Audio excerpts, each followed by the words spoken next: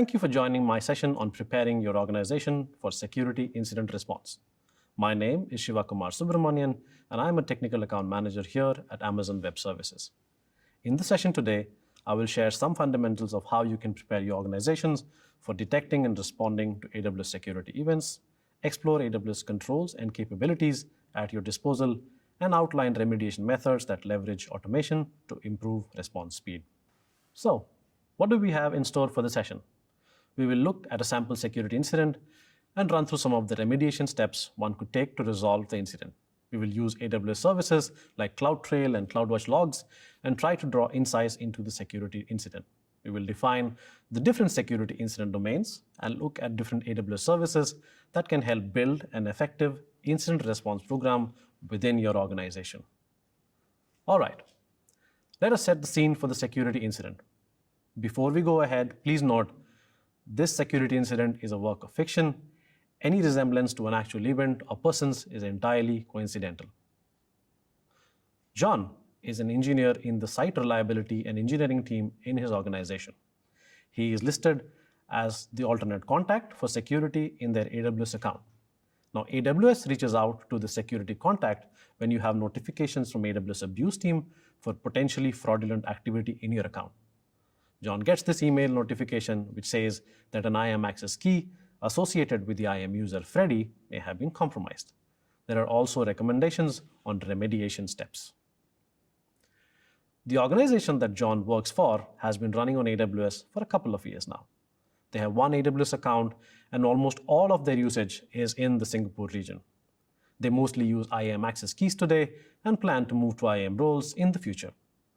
And while there is no process in place today for incident response, the good news is that they have enabled CloudTrail logging in all regions. Before we start investigating this security incident, let us first define the three domains where security incidents might occur: service domain, the infrastructure domain, and the application domain.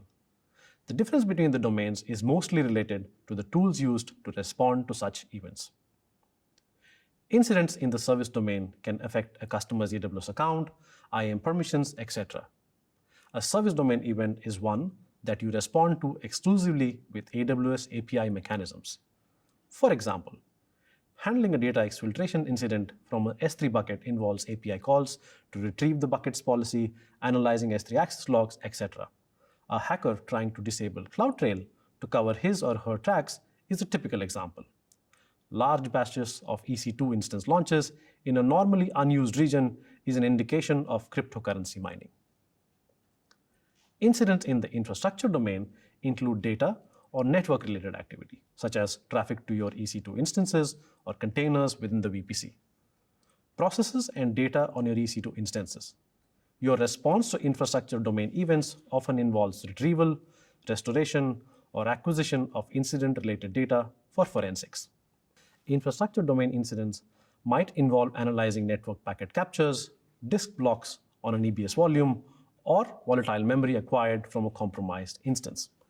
It could also include ransomware attacks, where your data is encrypted using an asymmetric key, with the hope that someone will pay for the unknown key. Incidents in the application domain can include SQL injection attacks to spoof identity or tamper with existing data, cross-site scripting to spread viruses or remote control a user's browser. Now, the response to such incidents might be similar to those in the infrastructure domain. For the purposes of our discussion today, we will restrict ourselves to security incidents in the service and infrastructure domain. Now that we have looked at different security incident domains, let us also define a simple runbook that will differentiate each stage of the incident response lifecycle. We will use this runbook as a guideline to help us resolve the incident at hand. The 5 stages of the incident response include establishing control, determining impact, recovery, root cause analysis, and process improvement. This is very similar to the NIST incident response framework: identify, protect, detect, respond, and recover. Let us go through each stage and identify the associated actions. First things first. Raise an AWS support case with appropriate severity and contact your AWS account team.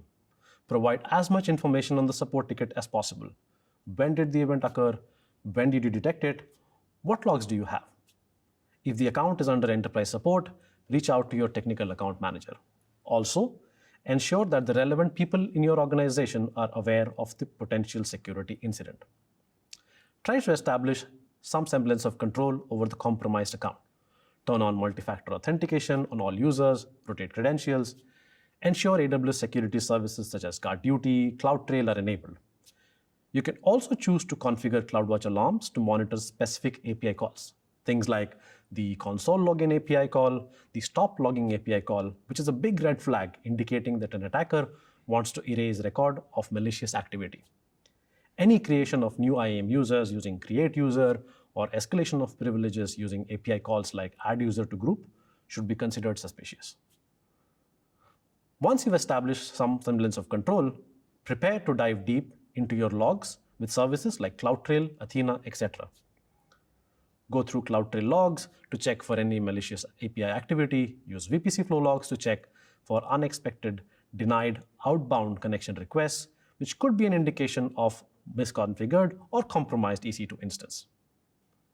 Use Cost Explorer to check daily usage and see if spend patterns have changed in the last few days.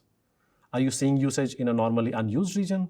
Are you seeing increased data transfer out charges through EC2 or S3? Once you've determined the impact of the security incident, you start the recovery process. If the incident was in the service domain, you may need to consider things like, do I remove the IAM user or should I just delete the compromised access key? In the case of cryptocurrency mining, terminate the new EC2 instances that have been launched. If these are EC2 spot instances, cancel the spot request as well. If the incident was in the infrastructure or application domain, you may choose to simply terminate the compromised EC2 instance or move it to an isolated environment for further forensic analysis. Next, you try to find the root cause. How did this happen? Was an IAM access key pushed to GitHub by mistake? Why did this happen? Is it because I'm building off unverified Docker images? How can we stop it from happening again? Can I ensure my commit is rejected if there's a specific pattern like an AWS access key in my commit? Can I start scanning every Docker image that is pushed to my repository for known CVEs? The last step is to make process improvements when handling security incidents.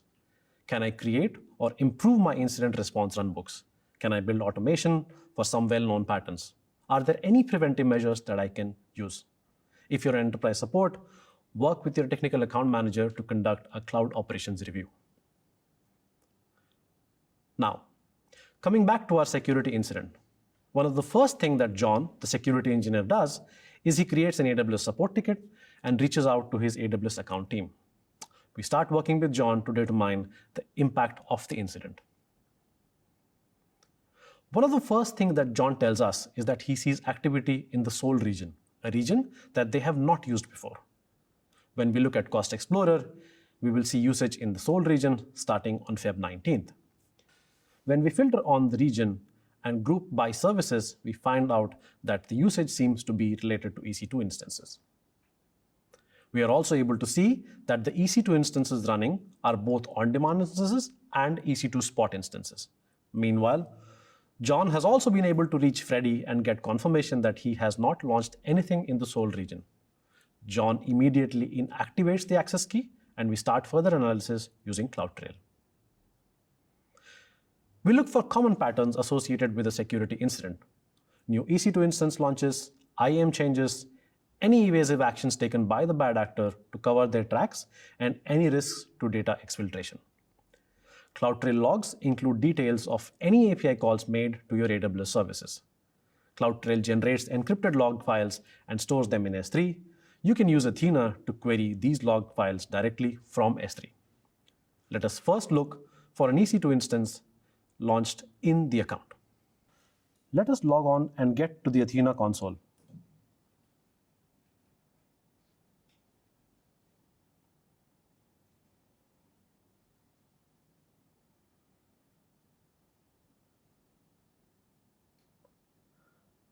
The query you see here looks for API requests to launch new EC2 instances created by the user Freddy in the associated time frame. We will also look for any spot requests that the user may have made. Most of the field names in the query are self-explanatory. Event time is the date and time the request was made in UTC. Event name is the API call made to the particular AWS service. User agent is the agent through which the request was made. This could be the AWS Management Console, an AWS service like Lambda, an AWS SDK or CLI. The user identity element contains details about the type of IAM identity that made the request. This could be an IAM user, root. It could be an assumed role where the request was made with the temporary credentials obtained with the role via a call to the AWS Security Token Service. Let's run this query.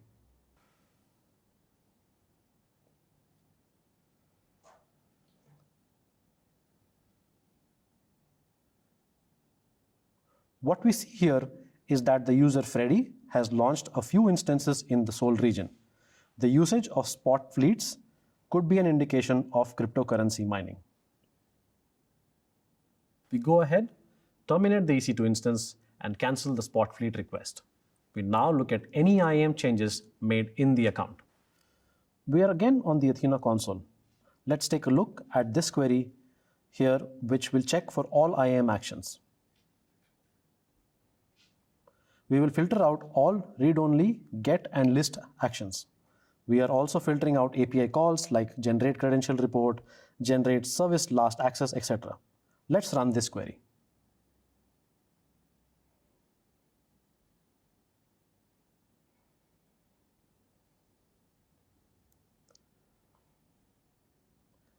We see quite a few worrying API calls. Looking at the create user API call and the associated request parameter, we see that a new phony user Freddy starting with a PH has been created. The attach user policy indicates that the policy attached for the new user Freddy has administrator privileges. This is quite worrisome. In addition to creating new access keys, it looks like the new user now has access to AWS Management Console as well. This is indicated by the presence of the create login profile and the change password API calls. We go ahead, remove the new IAM user and the associated access keys. Let us revisit the EC2 Athena query and check if any new instances have been created by the phony user Freddy.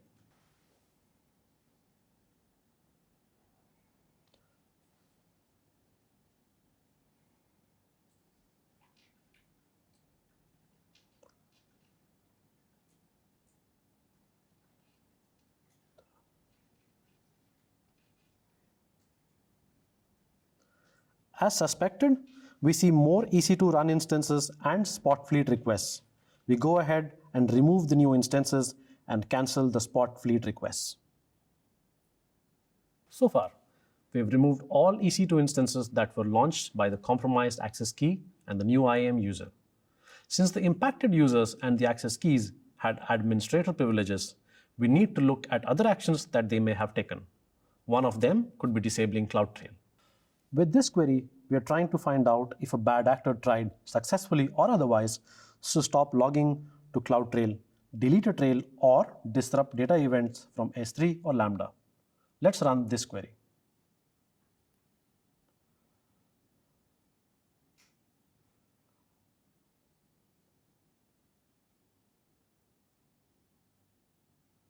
Looks like there were no attempts to disrupt CloudTrail. Let us also check if someone tried to delete or update AWS config rules and the associated remediation actions.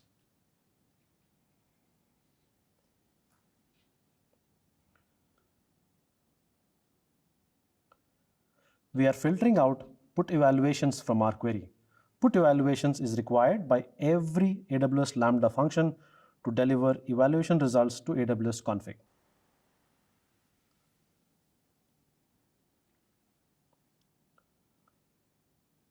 Looks like there were no attempts to disrupt AWS config either, so no attempts at evasion so far. Let us now see if there is any API activity indicating data exfiltration. For this exercise, we will use CloudWatch Log Insights. CloudWatch Log Insights enables you to interactively search and analyze your log data in CloudWatch Logs using a simple purpose-built query language. If we are forwarding our CloudTrail logs to CloudWatch Log groups, we can then use Log Insights and not worry about creating Athena tables for CloudTrail analysis. We are now on the CloudWatch Log Insights console. We have a few queries saved already. We want to check first if there have been attempts at data exfiltration from S3 or EBS. Then, we will run a broader check to see if any other malicious API calls have been made by the compromised IAM users. First, I will run the S3 access permissions change check to see if any attempts have been made to expand account, bucket, or object permissions. Calls to any of these APIs, put bucket public access block, put bucket ACL, or put object ACL, may indicate someone trying to expand permissions with an end goal of data exfiltration.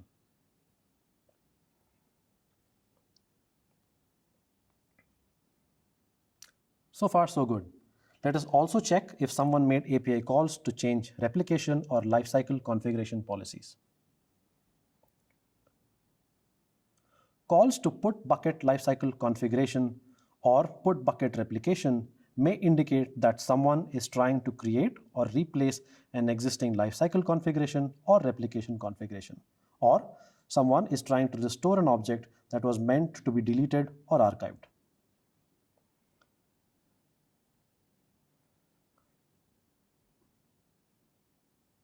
No issues there. Let us also check if someone is trying to make an EBS snapshot public by adding permissions for other AWS account IDs.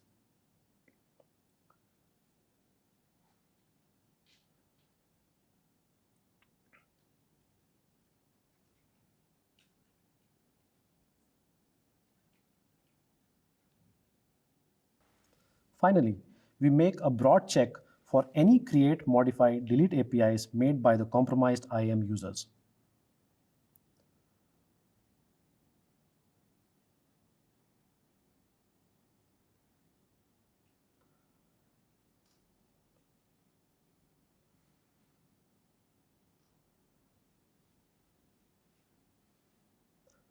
Now, if I scroll down the list, the ones that are most worrying are the modify DB instance calls.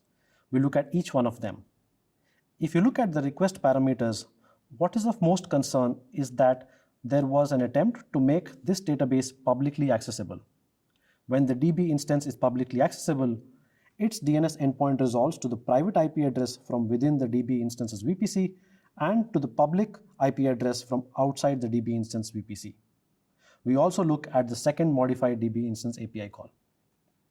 Here, the request parameter shows a successful attempt to change the master password. This could be a big cause of concern. We immediately make changes to remove public access and reset the master password. However, the security group associated with the DB did not allow public access. We looked at CloudTrail again and concluded that it was never tampered with. Remember, even if you mark a DB instance as publicly accessible, access to the DB instance is ultimately controlled by the security group. Public access is not permitted if the security group assigned to the DB instance doesn't permit it. We also looked at VPC flow logs associated with the RDS ENI to see if there were any large data transfers out to a specific ENI indicating a SQL dump. We concluded that we probably stopped the bad actor right in time. What we've looked at today is a small subset of patterns that we dive deep on during a security incident. Other patterns could include network routing changes, traffic mirroring, etc. For incidents in the infrastructure domain, we would do network flow analysis with VPC flow logs, look at EC2 instance compromise patterns, specifically when IAM roles associated with the instance is making anomalous API calls. One key learning from the incident was that the response was reactive. Every step of the incident response lifecycle, determining impact, mitigation, root cause analysis was manual. How do we improve from here?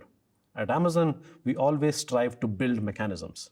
Mechanisms are a lot better at fixing recurring problems than good intentions.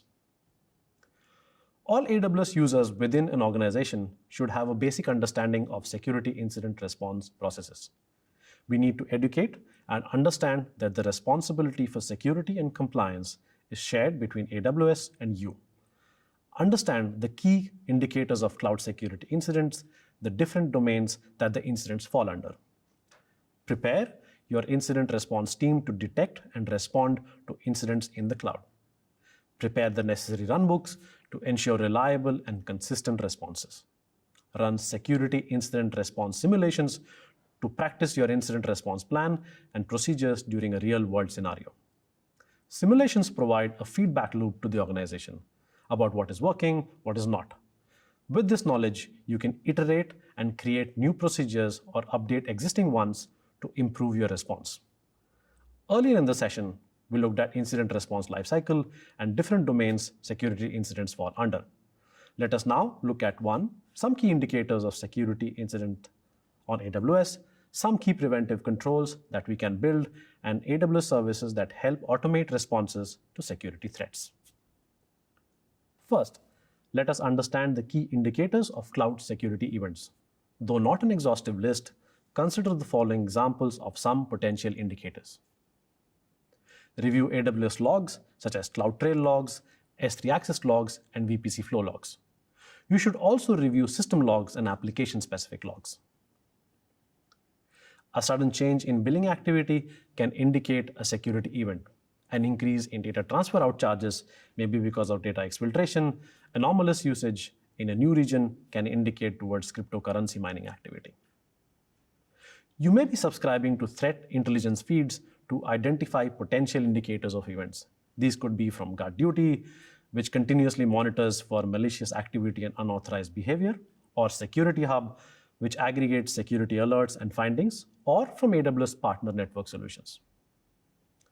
AWS support may contact you if we identify abusive or malicious activity.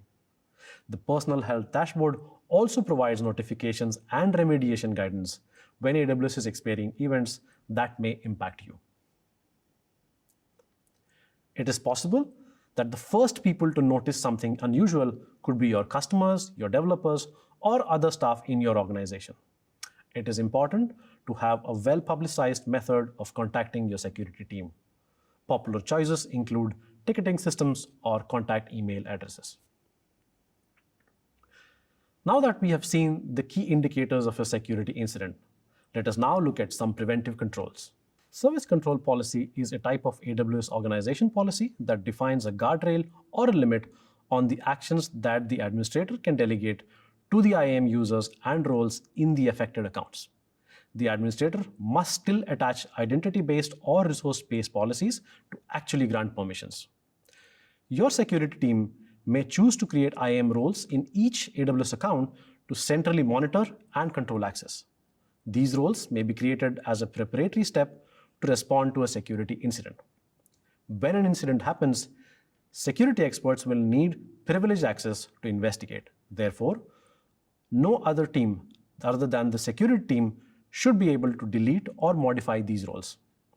The service control policy you see here prevents deletion or modification of any IAM role that begins with InfoSec in all accounts, unless the initiator or the principal uses an InfoSec role.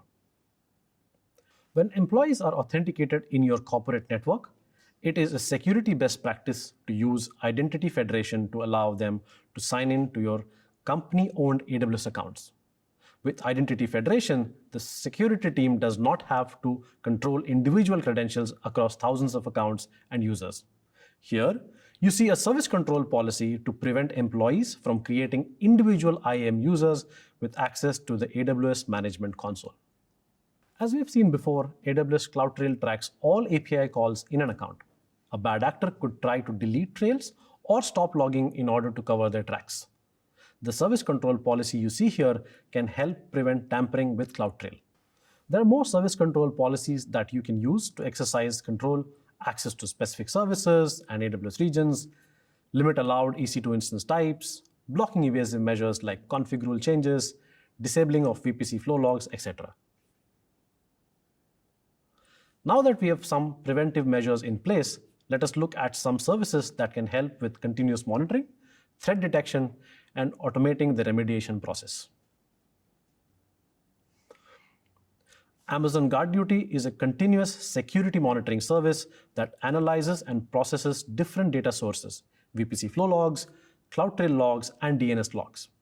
It uses threat intelligence feeds, such as lists of malicious IP addresses and domains, and machine learning to identify potentially unauthorized and malicious activity within your AWS account. This can include issues like privilege escalation, use of exposed credentials, or communication with malicious IP addresses. GuardDuty can detect compromised EC2 instances, serving malware, or mining Bitcoin.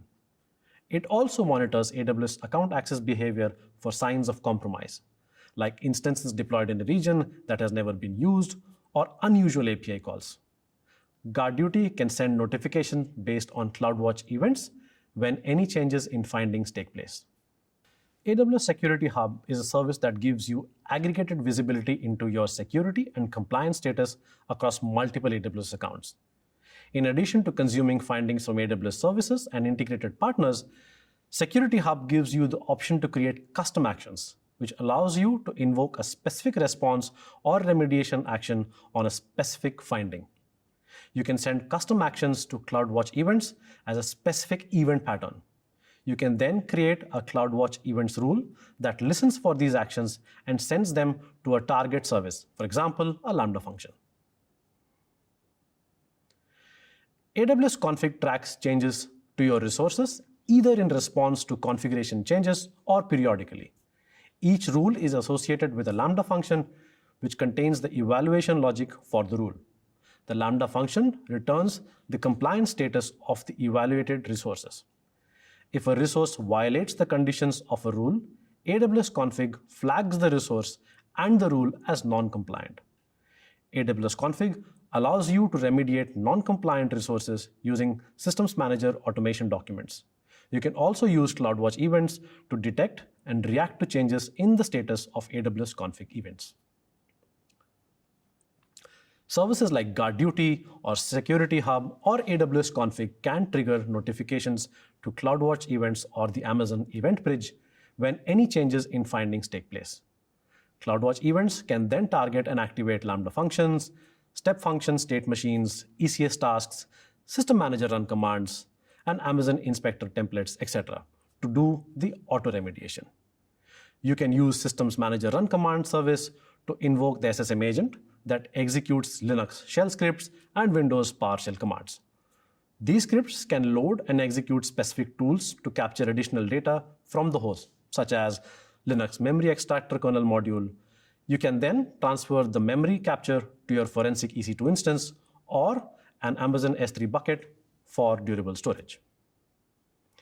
Amazon Inspector assessments provide predefined rule packages mapped to common security best practices and vulnerability definitions. For example, host assessment rule packages include common vulnerabilities and exposures, the Center for Internet Security CIS benchmarks, etc. Earlier in the session, we talked about a security event in the service domain, which was a result of an IAM access key compromise. However, if you have a security incident in the infrastructure domain where an EC2 instance is compromised, automating the isolation of the instance for quick response becomes crucial. This allows security responders to perform forensics and then recover from the incident. Now, there can be many different approaches to instance containment automation. The automation can kick off as a result of a GuardDuty finding or a custom event generated when a specific tag is added to the EC2 instance, a tag that indicates that the instance is compromised and needs to be isolated. The CloudWatch event rule can then kick off a Lambda function that will remove the IAM role associated with the instance, if there is one, remove the instance from current security groups and move all traffic from tracked to untracked, add an isolation security group with all ingress and egress blocked, and associate it with the instance. Snapshot the EBS volume and alert the security team. You can then execute an SSM document that can start the forensic process. There are a number of principles and the associated AWS services that will help strengthen your workload security. Implement the principle of least privilege, centralize identity management, and aim to eliminate reliance on long-term static credentials. Monitor, detect, and audit changes to your environment in real time.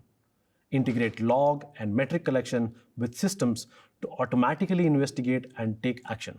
Apply defense in depth at all layers, at the network edge, within the VPC, on EC2 instances, operating system, application, code.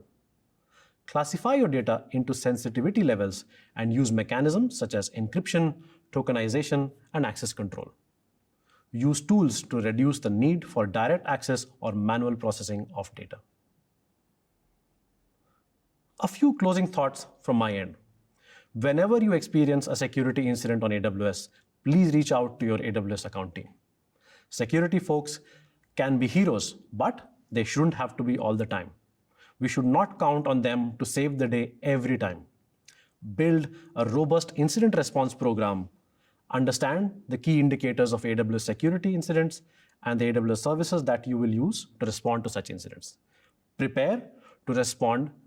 Create end-to-end automation for common incident response workflows. Run simulations to understand the effectiveness of your preparation. Finally, start small, iterate, and leverage AWS partner open source resources for success. You joined the AWS Summit to learn, and you can keep learning beyond the summit with resources from AWS training and certification for security. According to Global Knowledge, IT decision makers report having the most difficult time finding qualified cybersecurity talent, so training has never been more important. We offer more than 25 digital and classroom courses for you and your teams around security, identity, and compliance. You can also showcase your expertise by pursuing the AWS Certified Security Specialty Certification. Thank you for your time today, and I hope you enjoyed the session. Please take a moment to fill up the survey and let us have your feedback so that we can continue to improve the AWS Summit experience in the future. Stay safe and stay healthy.